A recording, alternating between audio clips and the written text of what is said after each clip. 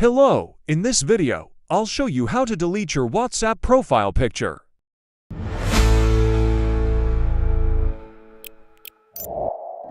First, open the WhatsApp app on your phone. Tap the three-dot icon in the top right corner. Select Settings from the menu.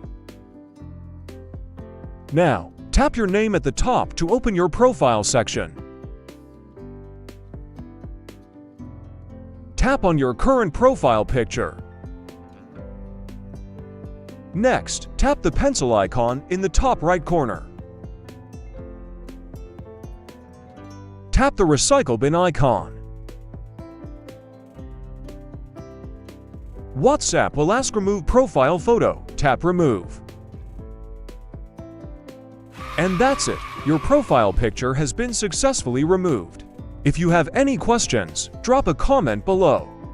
Don't forget to like, subscribe, and hit the bell icon for more helpful guides. Thanks for watching.